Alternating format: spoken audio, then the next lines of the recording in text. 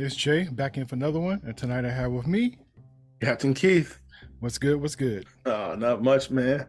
Living in the dream, 2024, y'all.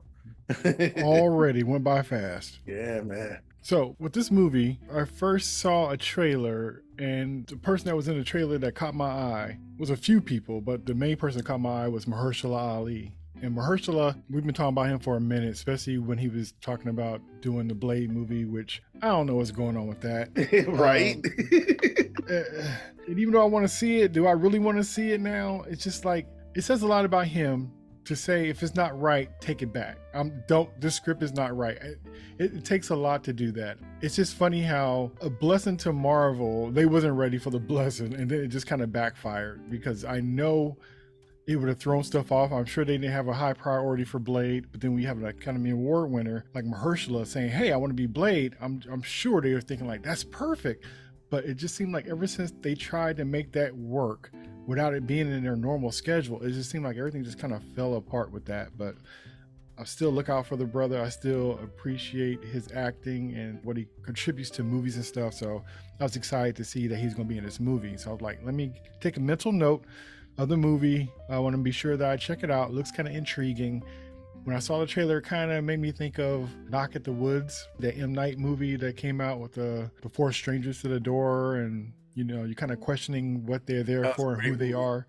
So it kind of reminded me of that kind of thing. I was like, okay, that'd be cool. And then when I saw it was going to be on Netflix, I'm like, that's crazy. So the fact that it's on Netflix had me a little bit concerned, because I'm like, the quality of Netflix films could be hit or miss.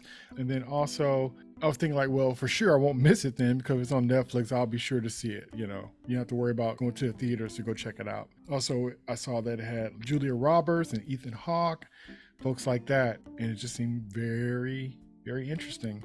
How'd you first hear about this movie? I think I saw the trailer on Netflix too. I mean, I was curious because I was never an Ethan Hawke fan until about 2-3 years ago. Really? Yeah, man.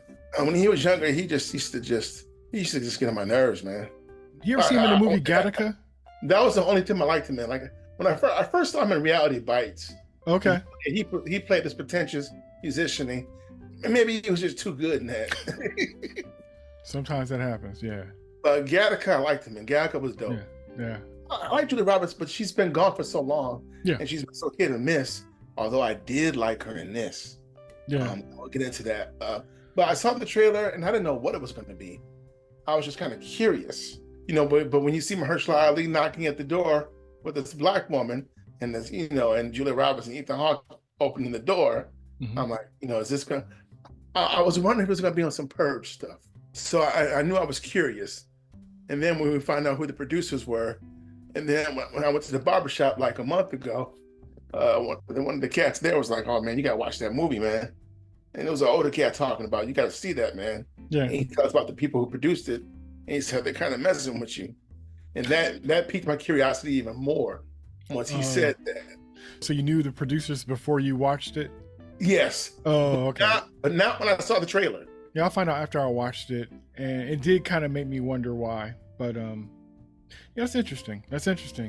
All right, well, let's get into it. Well, the movie that we're discussing is called Leave the World Behind. And as we said before, it's a Netflix film. It's starring Julia Roberts, Mahershala Ali, and Ethan Hawke. The premise for it is a family getaway to a luxurious rental home takes an ominous turn when a cyber attack knocks out their devices, and two strangers appear at their door. Non-spoiler, but what was your feelings about the movie? Started off slow. It had a very weird feel to it, in a very authentic, organic way. It didn't feel forced. Yeah. I knew something was going to go. I just didn't know what.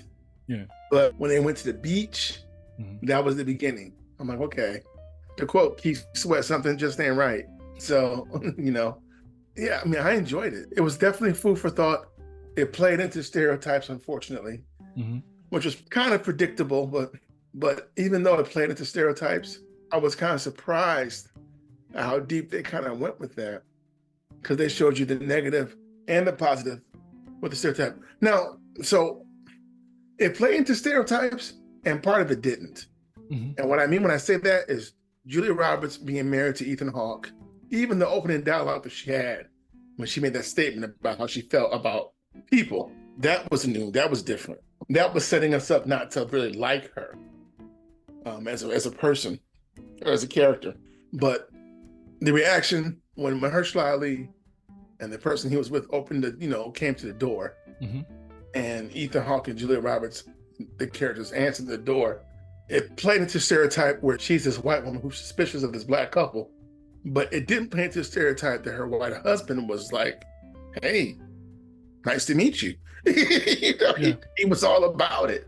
Usually you would think it might be the other way around, where he'd be suspicious and she might be a little bit more open. But there was a stereotype and there wasn't. It was interesting. It was like a contrast. Yeah. But what I thought was even more interesting with her character and her arc is how she was so suspicious of them, especially him, as this black man. You're not who you say you are. She didn't say that, but her actions implied that. But then later on, the 180 she does. And I felt like that was very symbolic of a lot of white women and black men in America. Unless we're talking about someone who's already been involved with black men, a lot of times there's this, oh, I don't know you. Who are you?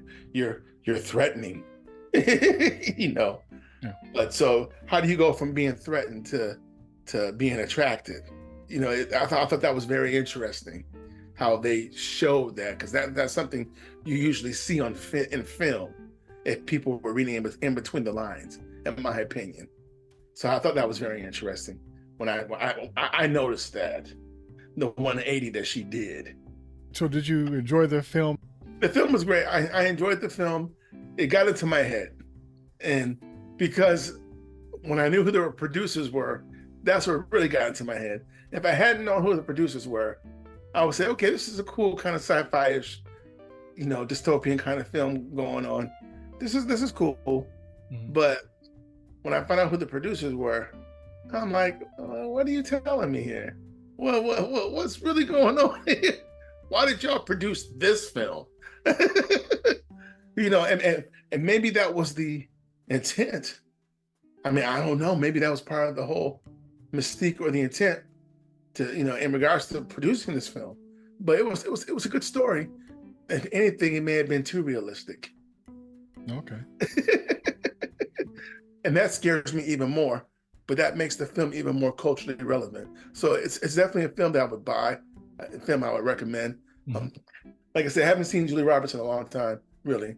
She did that movie with George Clooney. I didn't watch it with, they're exes. I like that a lot. I didn't watch that. I heard it was supposed to be good. Yeah, even though I didn't like her in this film, I didn't like her, but I did. And she hasn't lost a step. She's still great. Yeah. And like I said, Ethan Hawke won me over a little while ago. So, and Mahershala Ali never disappoints. And the lady who played his daughter was great too. I liked her. I liked their relationship. I liked how I felt like she was helping to keep him grounded.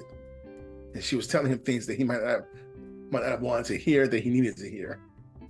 So yeah, it was a good movie. And even the ending, I just shook my head because I was agitated. But once again, it was realistic.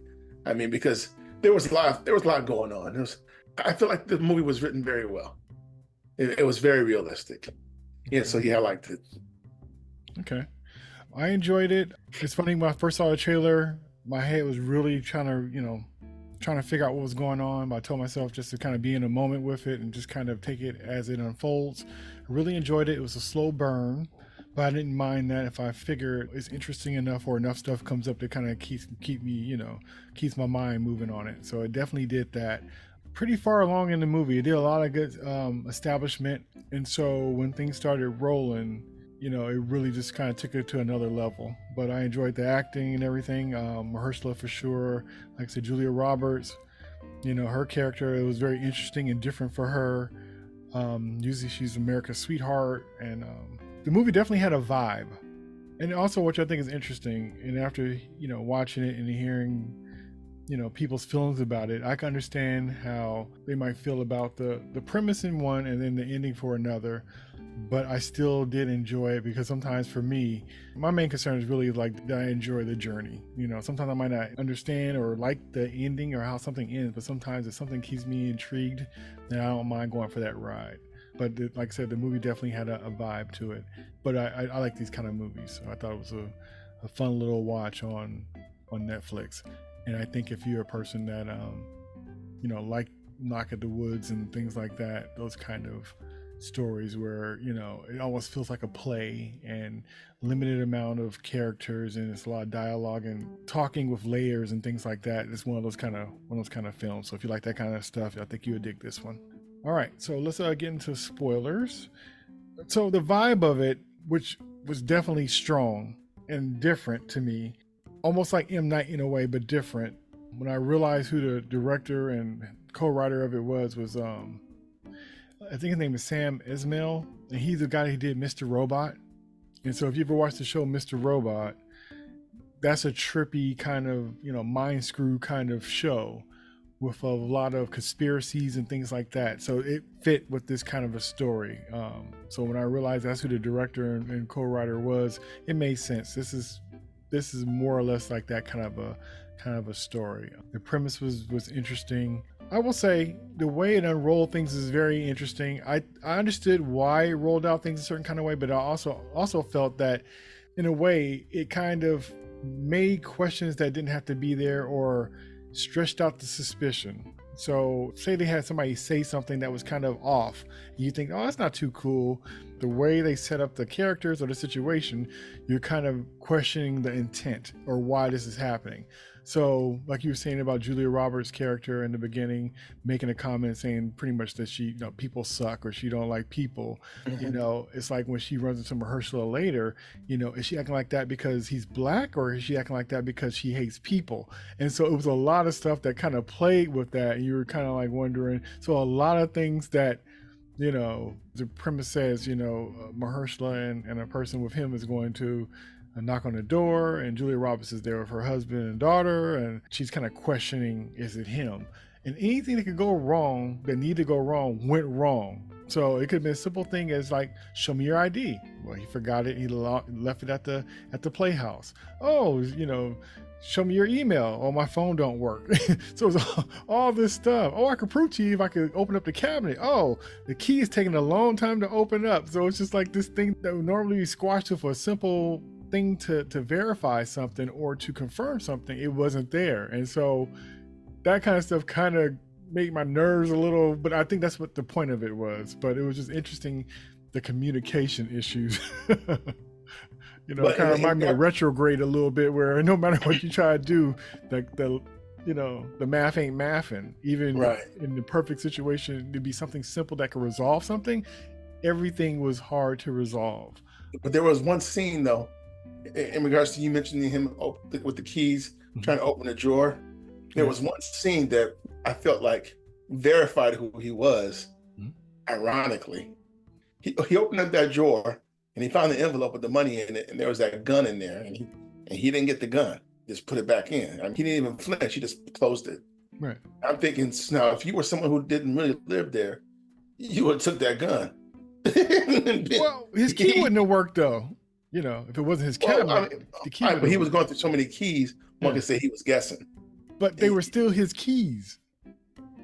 I mean, I agree with you. Yeah. But you know, thinking through her mind, she's thinking, this man, he over there bull crapping. Yeah. But like I said, when I saw the envelope and I saw the gun, a criminal would have just took both. Yeah. So I mean, and it didn't hit me at the time. It's hitting me now as I talk to you. Because like you, I was just caught up in that scene, like it's all going wrong. Yeah. You know, who is he really? What's going on? Right. I knew something was going on, but I'm saying, okay, well, this gun's supposed to show fear. But to me, it's not really showing fear, it's showing me security, because like I said, if that wasn't his house, you know, he just would have took that gun. Even if he didn't use it, just to have it, you know. And which he took later on, I think, anyway. But I think for me, in that scene, it was showing, okay, even though all this is going wrong, this gun is right here. He can easily take it and shoot everybody. But the fact that he's not doing that, and he's leaving it in there. Lets me know this is his spot. Yeah, he knew where the stuff was. So what did you think when they first got to the door? Okay, you seen the movie, you know what's up. So Yeah. How different was it from what you thought it was going to be? Did you Completely different, completely. Like I said, I didn't know if it was going to be on some purge shit. You know, Yeah. I wasn't, because it kind of felt like it could have been. Yeah. You know, and I didn't know it was going to be some black folks, a father and daughter, trying to get back into their house. Right. You know, right. And I feel like everybody watching this film, unless they knew about it ahead of the time, was probably thinking the same thing. Like, oh, this is his house. This is his Airbnb. Like, you know, like the couple. Yeah. Because they just assumed that the family was white. Yeah. They didn't see that, but you could tell, look on their faces. They just assumed it was a white family. They rented the Airbnb, because black folks don't have Airbnbs. They don't have a nice home I'm gonna rent. Yeah. Well, that's definitely what Julia Roberts' character seemed like she was acting like. Yeah. I kind of believe it was their place when they went to the door, only because I figured, now, did I think it was a suspect? Because first, when you seen him with his lady, you thought it was his woman, and you realized it's his daughter. But it was almost kind of like they're dressed up, and she's dressed up nice, but then she, you know, have all these tattoos and stuff and got this attitude. And so I kind of figured, like, they wouldn't necessarily be dressed like that. You know, I was kind of wondering, is this kind of like some supernatural kind of thing? That was the angle I was thinking. Because I kind of believe who they said they were when they said they lived there. I'm thinking that's a weird kind of thing to say. Like, if you're trying to be shady, you would try to say something to be a little bit more believable than I rented you the place. And how would, you know, because it's stuff like, because obviously I felt that he knew who they were. He knew their names. He knew where they, you know, that they were staying there. He knew, you know, that if you let me go in this cabinet here, you know, that kind of stuff. He had the key. And even though stuff like the ID and stuff to prove stuff took longer than I think it should have taken, you know, I'm sure it's done to pull up the tension and stuff. But I was almost thinking before, like, is this going to be a supernatural thing where these are, you know, aliens and they're a little bit off because they're not really supposed to be there? So, but you don't even know from the movie either. They kind of, like I said, they kind of stretch things out in a way where you can't really tell what's going on. Well, any other scenes that really stood out to you that you thought was either, you know, just kind of grabbed you or you thought was interesting? The deers coming into the backyard and then disappearing. That was interesting. The red boat coming on the beach in the beginning. That was crazy. That was, and. Well, he had that scene too when he went to the neighbor's house and he had the issue with the plane. Yeah, that was crazy. Yeah. Oh. When Ethan Hawke came across the Latin lady on the side of the road. Yeah.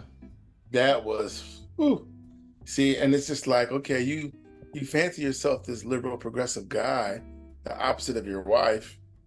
And when you got tested, you failed. you just drove off. Well, he was more scared than anything. Yeah, it was definitely kind of like, it's layered. Yeah, you kind of definitely had an idea of if stuff really did fall apart or if it was what we think it is, then he wasn't going to last long. Yeah, it's layered. Kevin Bacon was great in this film too. He's such a great actor. He can play any role. He can be a good guy.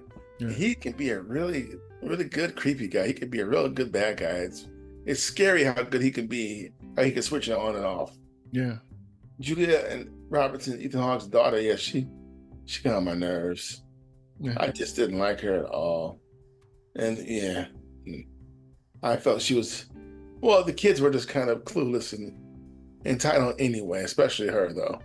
Yeah. So, but there was satire within it, just thinking about that show Friends and how much she was obsessed with it and how Mahershala's daughter was like, oh, I used to watch that, but she said something like it's not reality or something. Yeah. She said something dismissive. And it was funny how Julia Roberts didn't like how this black girl was just being dismissive to her. Yeah. Like, how dare you do to me what I do to everyone else? Right. Yeah. So yeah, there were some key scenes, definitely. That, I mean, it was directed well. Even when Ethan Hawke's character was begging Kevin Bacon's character to help him save his son's life, and you know, because of his mouth. Yeah. That was it. I mean, that was one of his best scenes in the film. Yeah, but even with that thing with the son getting sick, like you didn't know if it was because of that bite, or if it was because of some, chemical agents, or was it because he was like affected by like an alien? Like, where was that sound coming from? So, like I said, it was just a whole thing about like communication and how it could be used and used against you. So the communication that was given, like those flyers that had questionable information on the flyers, like those sounds ringing and people getting sick from the sounds, or stuff that's automated, like boats and planes and even, electric cars seemingly having a mind of their own. It was just very, very interesting in how it didn't take much to kind of disrupt everybody and have everybody on their back foot. It didn't take long at all, with just a few things being gone, you know what I mean? And that's just from like phones alone, or satellites or internet and stuff like that, how it just didn't really take that much. So towards the end, when Mahershala and Ethan Hawke saw Kevin Bacon, that was Mahershala's handyman. They went to go see him because he's very resourceful. We see him in the beginning of the movie getting supplies and stuff like that. So they go see him about, getting medicine for Ethan Hawke's son, who is sick, and we're not quite sure what caused it. And so there's a discussion about what he thinks it is. Because I know they try to make him as if he was losing it, right? They try to make it seem like he was just like this conspiracy theory guy who he's not sure and all this other kind of stuff. And, he could just be crazy or whatever. His explanation of things, what did you feel about his insight? And I mean, as far as like the stuff that he thought it was and what he was saying was happening, by seeing the movie, did you feel that you knew what was going on as far as what was actually happening to the people in the movie? No, not until Mahershala had the conversation with Julia Roberts about his friend. Really? Okay. That's when it started clicking together for me. It reminded me about the producer, a certain producer who would spend time with those type of people.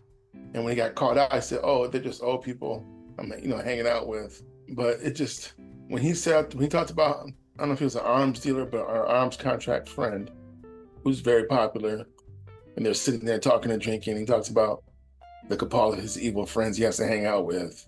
That conversation Mahershala had with Julia Roberts' character, and how serious he was. Yeah. That's when I knew, oh, okay, so this is definitely something going on with the government. Now, I didn't realize how detailed it was going to get till later on. Yeah, because for me, it was kind of like, because I know the guy, he's like a financial investor, and he finds trends in monies and transactions and stuff like that. So he kind of helped people with placing monies in certain kind of accounts and things like that. So yeah, so that, and then also with the Kevin Bacon, when he was talking about, like the government and pissing off too many different countries and countries getting together, and the whole thing about the confusion and cutting off certain systems and stuff, and us kind of imploding on each other. When he said that made total sense. The funny thing is, that's something that somebody would just be dismissive of and saying they're just making it up. But in this movie, it kind of showed how that could be true and how that actually can work. Yeah, I agree. The whole thing was just a real trip. Yeah, it was. I mean, and the closer we get towards the ending, we start to see even more of it fall into place. Now, when Kevin Bacon's like, oh, it's the Chinese, it's the Koreans, it's the Russians. I mean, there's like the top 3 lists they go through. It's just like, check. And I'm just like, okay, well, maybe it's one of them, but I don't know. But now, what if it's just the government trying to take control? What if it's not the Chinese, Koreans, or the Russians? What if it's the United States of America? Right. That got to me. I was just like, I wasn't expecting any of this. Yeah. Only reason I thought too that he was probably right about that, the different countries possibly working together, because we're tied to them in different ways. So one place you might be going for oil and resources, another place you might be going to for tech. Okay. Or infrastructure and stuff like that. Yeah. And also too, towards the end, when one of his neighbors was connected in some kind of way with the government, and they're kind of talking to some higher up somewhere, kind of saying, hey, they done took down this and this and that you kind of knew that even the government was kind of in trouble. Because they kind of got them too. I thought it was kind of interesting how the little girl kind of went off to her own thing, but I guess it's because she probably felt ignored by everybody and her getting kind of bullied by her brother and nobody listening to her. And I thought it was kind of interesting how the deer kind of led her to that home. That was the home that they need to get to in the first place, who would have all these resources and things like that. So I thought it was just kind of ironic. What did you think of the ending? I thought it was funny. I thought it showed how shallow and self-involved and entitled that little girl is. Huh. I was just like, because basically, as far as she knows, the world's coming to an end, but she's got to do this one thing and watch this one thing, otherwise her life won't be complete. And I was just, I shook my head, and I'm just like, no, they didn't. But considering who that character is, it felt very believable. Okay. Unfortunately.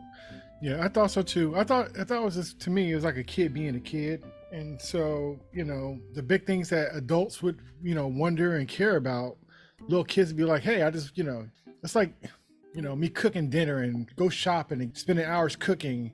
And then, the kid would be like, hey, I'll take a bowl of cereal. Like, they see things differently. They don't see how, how much time would take, or how important something is, or the cost of something really, Mm-hmm. So the kid was being a kid. And I heard like people having issues with the ending, with the kid just, finally watching the show that she wanted to watch.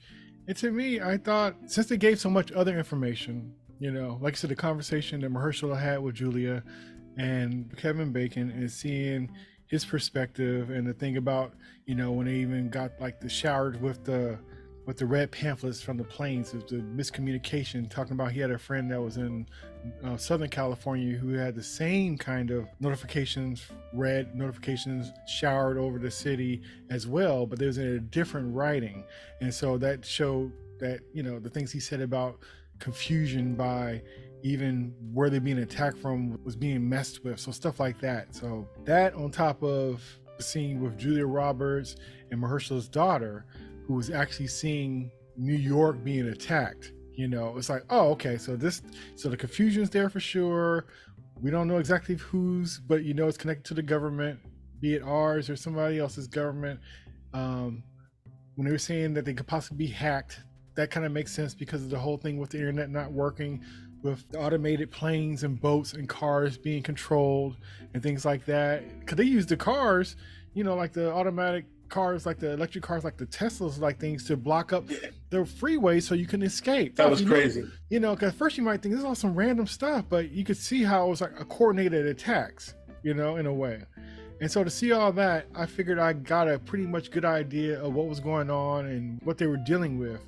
So to have a little quirky ending with the little girl watching the thing, to me it was the same way as having a quirky beginning with Julia Roberts, kind of talking crazy to the camera. So I still enjoyed it, but I thought it was very interesting. And like we were saying before, and we alluded to, the producers of this was Barack and Michelle Obama were the producers for this movie. And to me, it almost took it to a whole other level. And it was funny, all the people who were like, how that was almost a trending thing, almost bigger than the movie, was the fact that they were the producers of a movie like this. It's just funny. It does matter where stuff comes from. And it's funny how if somebody who doesn't like you is asking you something simple like, how are you doing? It could be taken as a threat, depending on who the comment is coming from. So it's like, is this movie a threat, or is it a warning, or is just like, I happen to like this kind of stuff, and if I was going to produce something, this is what I would produce? It's hard to tell because of where it came from. So I don't know, And that's the beauty of it. That's what we're all guessing.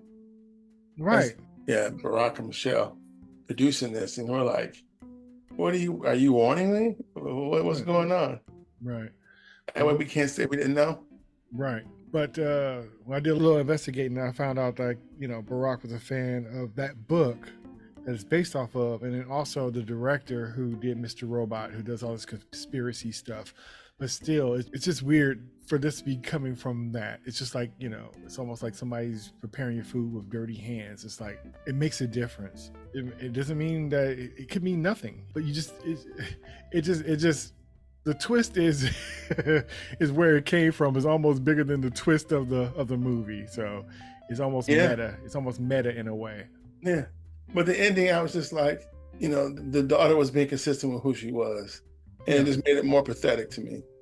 Because you didn't tell people where you were going. There's no manners at all. So.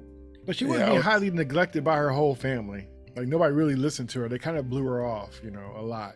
So, it's almost like they don't have no concern for me. I don't have no concern for them. And you could tell she was up in their house eating up all that food and stuff. She didn't think about nobody. Hey, I found some popcorn over here. She went through it. Yeah, she just bounced. She's just like, you saw bags and opportunity all over that the kitchen table where she was eating all that food to herself and watching her movies and stuff. And I will say, as a movie lover, when I saw that was all those DVDs and movies, I saw like Buffy the Vampire Slayer in the stack of DVDs and stuff, and I was thinking like, man, yeah, if I had to go, I would hate to say it, if I felt like it was nothing else I could do and we were just stuck, that's exactly what I'd be doing, sitting in front of that TV with all my movies and just trying to get as many ins before my days were up. But I can dig that. Yeah, I can dig that. I mean, I don't know, for me, I don't know. I mean, man, definitely would love to watch my movies, but I'd love to see one good last concert, I guess. Just immerse myself in music. In that situation, you would have had a record player, and they had a wonderful record player and record collection on there too. Like for somebody who likes that kind of stuff, and we collect music and movies and stuff like that. To me, it was just kind of funny how for some people that would be like a nightmare. For us, it'd be like, okay, we would do that anyway. Yeah, basically, that's true. So it's just funny how that goes. But when people thought like, man, I'll be trapped in that small place, or I'll be trapped in that house, and all I saw was all those movies and hours of entertainment and all that beautiful music and that wall and shelves of music and stuff, records and stuff. I'm like, wow. So it was funny. Yep. Well, yeah, I mean, I definitely say that Leave the World Behind would be a film that would definitely be studied as the years go by.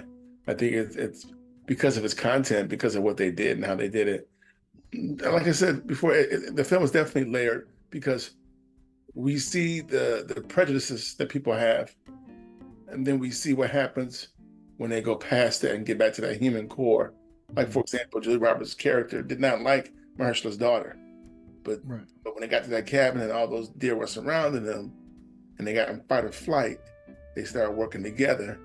And then towards the end, they're hugging. It's just like, okay, so now we've broken through the false constructs, we've broken through the prejudice, and now we're just human beings. And now we know we're all on the same boat. We had that for a moment with the pandemic, and you get to see a taste of that in this film when they really realize what's going on. And because when you see the daughter just looking, and she can't even move, and look at her face. And then Julia comes over and she sees it and she has to comfort her. And even before that, when she talks about her mom, like being gone, and Julia just she starts softening. And like I said, we started seeing her humanity come. It was buried. So even the thing with the mom was almost suspicious too, because you didn't know if she was lying about that or if he was lying about it. And then you kind of find out the reason why he wasn't saying because he didn't know or didn't hear from his wife. So she could have possibly passed away. And that's why he's being cryptic, not for Julia Roberts and Ethan Hawke, but for his own daughter. So like I said, it was all this communication stuff that was just kind of trippy. Like, I give it to them for that because it was kind of like, who are you being shady for? We're assuming you being shady for this particular person, but actually you being kind of, quiet and shady for somebody else. So it was a lot of that kind of played with. Well, yeah, and he was looking at his cell phone and he saw all her messages. Then they all stopped. Right, and then his wasn't going through anymore. Yeah. So, but yeah, this is always going to be a movie that makes you think. Yeah. It's very thought-provoking and provocative. So hats off to the Obamas for producing that, because I never would have thought they, for two people who seem to be kind of like Hollywood now, that wasn't really a Hollywood movie. That was a very gritty movie. They're like, oh, let's let you see behind, get past our surface now. Yeah, since we ain't in office no more. Check this out. Right. But it's also somebody who probably likes those kind of stories and stuff, because I don't think it would have been made without them. You know what I mean? I don't know if it would have been. It could have been, but it seemed like it would have been done before this if that was the case. So, it just goes to show how, when you kind of have power, you could definitely make things happen or give light on things that normally wouldn't get to shine. And when Mahershala Ali was talking to Julia Roberts, he grabbed her by the arm. But no, I'm not joking about this. About my friend, his cabal of evil people, and how he called me, told me to take care of myself. Yeah. At that point, I was like, was that Barack talking to her? About his evil friend? But, and even when the daughter was like, "No, this is our house and we're sleeping in the basement," and she was right. Once again, why is we as Black people, why we gotta always be the bigger people? Yeah. This is my shit. Yeah. They left and came back. Bring Right. your asses down here. Now, if it's the other way around, it would have been a whole different movie. Yes. Yes. Whole Yes. different movie. Exactly. And that's the beauty of this film, because it's still, when you get past the layers, but it still throws things in your face. Mm-hmm. You gotta pay attention, but it's all there. It's all there. But yeah. I definitely recommend it. Like I said, and I would own that. Yeah. That's a movie that you can always probably talk about and try to dissect. And there's not too many films you get that way anymore.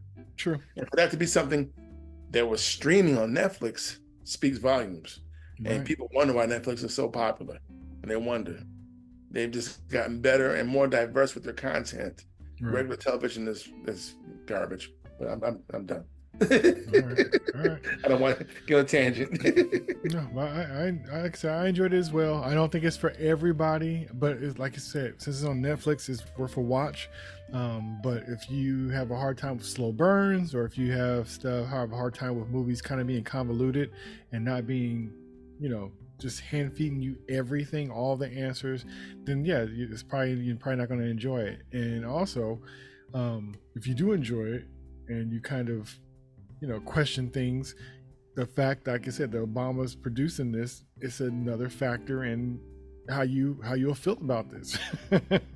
Well, and it's amazing because it ties into the mystery and the lore of the film. Yeah, it's in a sense, it's brilliant. Yeah. It's brilliant that's a part of the marketing. It's just like, they did this, because now everyone's like shaking their head, scratching their head, like, what's going on? Yeah. But the sad part is we already know what's going on. It's a business as usual. Yeah. Yeah. But it was interesting, like with Mahershala and his situation with the powerful people that he's connected to. It even showed, even with them, that even with the powerful, the only benefit they kind of get above everybody else is just like, a heads up. Yeah. But they still fall subject to it. But they just get a little warning a little bit, sooner than the rest of us. And so I thought that was very interesting too. Well, you might be in the 10%, but you're not the 1%. You're in the 10, so I'll give you a heads up. Right. Because the other 90, they ain't getting nothing. Right. So everybody's still on the same sinking ship. Just the people that was looking over the deck got a heads up first. Yeah, that's deep in itself. You're right. Same boat though. Yeah. And so sometimes the situation is bigger than all of us, and we just get a heads up. You're right, bro. So all right. That was Jay and Captain Keith discussing the Netflix movie Obama's produced thriller mystery drama Leave the World Behind, now on Netflix. Until next time, peace. See you somewhere out in space.